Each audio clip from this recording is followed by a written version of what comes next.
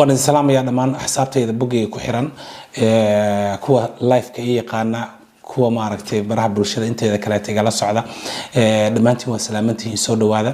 عجل كمان تحكوا سابسية كورونا فيروس فضلا دقيسو حتى هذا جديد هذا ربطي لكن دقيسو بلنا نجاقد إن أتصيفها في ست بركي أرن كان كهلا وأرن حساسية وباهن دمانتين إنه كوض قيب قاعدنا هدي ميد أنا نجمد أسكت دقترو دبعتهور له يعني نوع ما نيسا عجل كي وحنا سكودي إن كوبو أدو كوبو جابيو هدنا وأرن آدي إن شاء الله مهم إنه وقع waxaan ka helay koolal ama dadba iga soo wacay isla wadankan Sweden dhexdiisa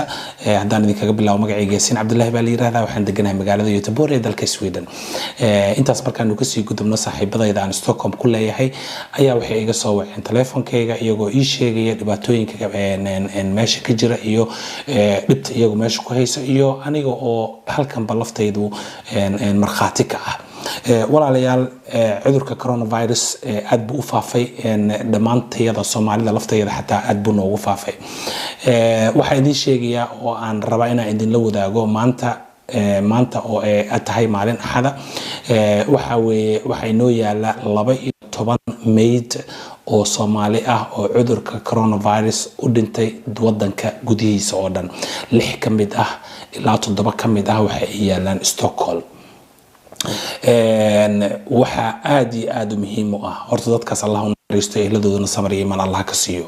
waa cudur aafiyay dadka taasna waxa keentay waa يعني أقون درو أنك دحدينا نقول عضي وعذر كالله قاطي إنه يهي عذر معركتي فلو أما هرقب حماضي عجلد هذا صادقي أو هويني إذا استوك مع لندن شوكتي ترى هرقب حماضي ويضو أوك إني حبنا هيسو ولونتو حنونا يسو وعذر كاسيتي إن سياد وسكشة كسن أي سوق بسسك انتهي الرعدي ويدتك كلاتنا كفافين ستاسنا وفكلته أيضا نهيستو قفك بني آذن كعدوس وحبا آخرين dadkeena inteeda badan waxa ma akhriyaan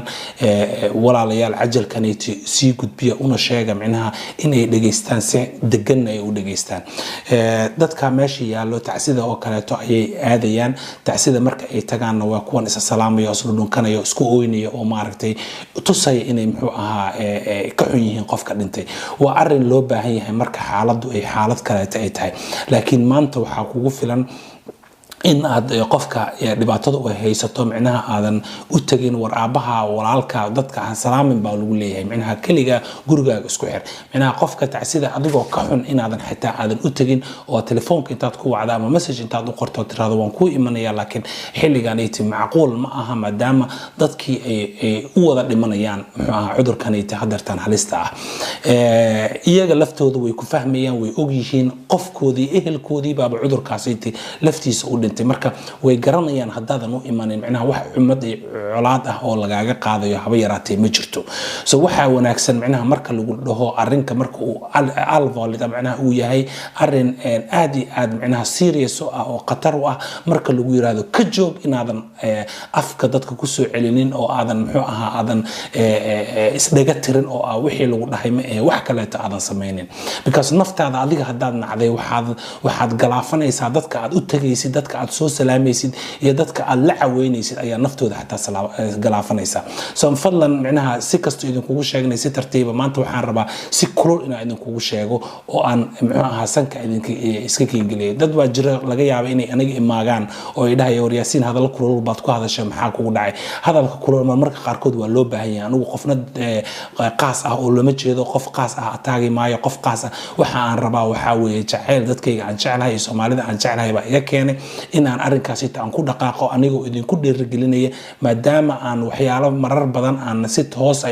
intaan cajaladayga hore aan ugu hadlay aanan dhegna jaraqla iisiin soo markan waxaan isku dayayaa bal sidii kaleeto inaan idinku sheego war waxaan idin iri wadanka gudihiisa waxa ay noo taala 12 qof oo Soomaali ah oo meyd ah oo dhimatay oo talaajadaha dalka ku jira dadkaasaytii waxay u baahan yihiin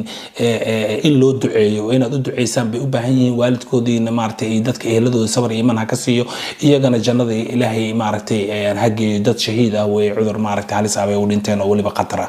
dadkiina faafinaya waxaas baa la sameeyaa iyo liin baa la cunaa iyo intaa la sameeyaa iyo walaalayaal ka daaya dadka lugooyada aad lugeynaysaan kuwiinan kaleeta dhahaya muxuu ahaa waa hergab xumaaday war hergab xumaaday 10,000 oo qof uma dhimatay ka daaya idinkuna lugooyada ma garanaysaa yani waxa aad faafinaysaan aqliga bini aadanka keeni maayo aqliga saliimka keeni maayo saa doonto u qaado waxaanu ku sheegaynaa sida ay tahay dhageyso dhaqaatiirta iyo waxa kaleeto ajal yar oo maaragtay nin buufis ku dhacay ama naag buufis ku dhacday oo Facebook ka hadlaysa ama WhatsApp baad isu gudbinaysaan wixii ba intaad run u qaadateen baad ummadii dhan aad waasheen war hargab caadi ah ma aha guriga joog laguma dhihileen meeqa hargab iyo flu iyo influenza na soo martay anagu wadanka intaan joognay maxaa loo dhihi waayay dadka guriyihiina jooga war aqliga saliimka ah shaqeeyo bilaa caleek haddaad idinku naftiina nacdeen ummadda kaleeto oo la degantiina caruurtiina iyo kuwa kaleeto ha galaafanina oo maaragtay dhibaataha u keenina bilaa caleek ma garanaysaa yani haddaad u baxdo waxa aad wado hadduu cudurka adigu ku hayo cudurka hadduu kugu dhaco waa hub oo kaleeto weeye dadka haddaad geysid qofkaasayta adigoo dilay oo kaleeto weeye kulley anigu wadaad maahay laakiin wadaadada haddii la weydiiyana sidaas oo kaleeto uu noqonaya adigoo og cudur khatar ah oo xataa daawo aanan loo haynin haddaad dadka kula safaado dee qofkaasayta waa dishay walaale ama walaashay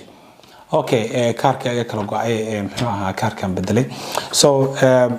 haddaad walaal adiga naftaada aad nacday dadka kale ta galaafan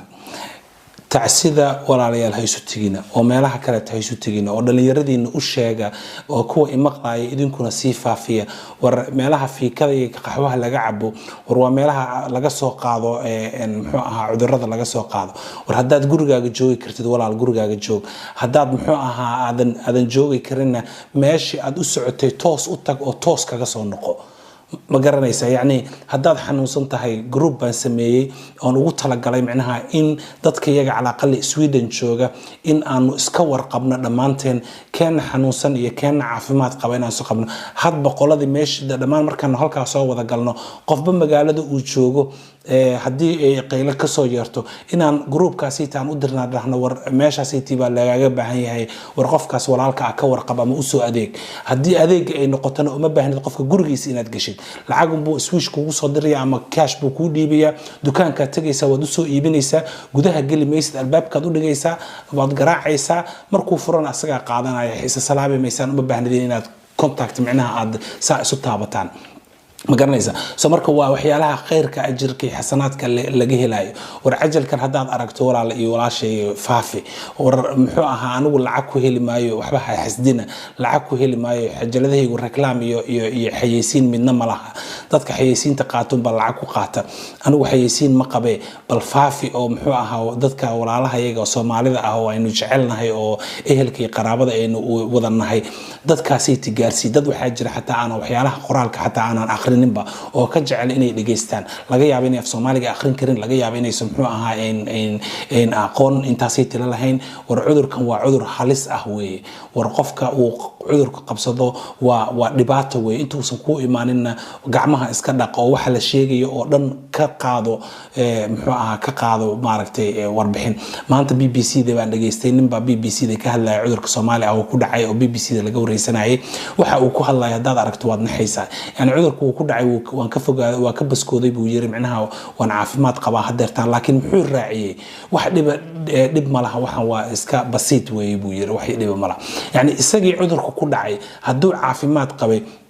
يعني وحسي فافين يا إلهي كبد بهدي وحسي فافين يا معناها عذر كان إنه صنوح بقى هين كوا سوكلات أنت لما مقلوبة وحللي وحنا ما هم ركز على السكول الدقيقة لسلون كان يلا السلام يا أو ماله قحوها للسوق الدقيقة وروح عن كجوجا يعني قفك بني آدم كور كجوجا دي اللي راح حافي عنه وح مقلو سبب باجرت كجوج لويري عندنا حرية دك قاعد ما يس حرية ده ناديك أسكال إلهي وكسية أديكو حرة بعض اللطي أديكو حرة أو مرت أنا سلسلة دونتي جمعها كعجة حرنين بنور كهوية كصباح ذي سمرك محل laga hadlayo ma aha xorriyadda waxa laga hadlayo waxay tahay in faafkan cudurkan halista oo faafaya in la joojiyo waa laga hadlaya faham yani aqliga ha shaqeeyo nadiifka ah marka intaas ay tibaan rabaa maanta insha Allah inaan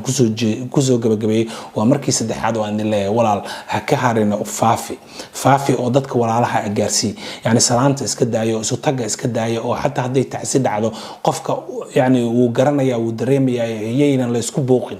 dalka Talyaaniga maanta sheekadu waxay tahay qofka hadii isbitaal la dhigo ama isbitaal ku dhinto ama inta ma garanaysa lagu soo celin maayo waalidka hor dawladda gubaysaba macnaha hilibkii wixii dhan waa la gubaya la isu soo celin maayo iyaduna waxaad ka dhageysan kartaan BBC-da maanta oo ahad ah baad ka dhageysan kartaan haddaad rabtid inaad hadalkayga aad xaqiijiso aad hubiso macnaha waxaan waxa ma aha iska leeyahay ma aha waa waxaan xaqiiqdeeda aan hubo oo meel iraad loo raaca leh dadka ku turkuteenta oo hebel baasaan yiri nin Shiinees ah ma dhakhtar baasaan yiri kan bayiriyo liinta cuno kan cuno isku qaso oo meel dhigo waxaasi haday wax sameynayso kumanaalkaasi ma dhiman lahayn iyo maaragtay 10,000 ba qof ba ku dhimatay cudurkan dartiis walaalayaal aqliga aynu furno cagahayaga aan ka adkaano telefoonada waad jeceshiin Soomaaliya hadaan nahay telefoonadin isticmaal halka ku salaama halkaas kaamiradaha furta haddaad rabtaan qof walba meeshiisa shaaha intuu ka soo shubto meeshiisa maaragtay ka caawiya ka qoslaha ka sheekeeyo aalada fara badan iyo maaragtay baa jira oo la isticmaalo waxaas oo dhan isticmaala laakiin ka hara walaalayaal meelaha la isu tagay haddii aad xanuunsantahay banaanka bixi kartaa guriga kaliya kuma jiri kartid laakiin dad hala kulmeen banaanka soo warwareeg hadhow guriga ku soo noqo sidaada caadiga noloshaada caadiga ahayd maaragtay guriga dhexdiisa ahayd meesheedii ka sii wad intaas baan ku kala tagaynaa insha Allah warsan iyo weersan magacayga Yaasiin Cabdullaahi baa la yiraahdaa waxaan deganahay magaalada Göteborg ee dalka Sweden intaan mar kale aan ku kulmayna insha Allah program sidan oo kale waxaan idinkaga tagayaa ila liqa. Assalaamu alaykum.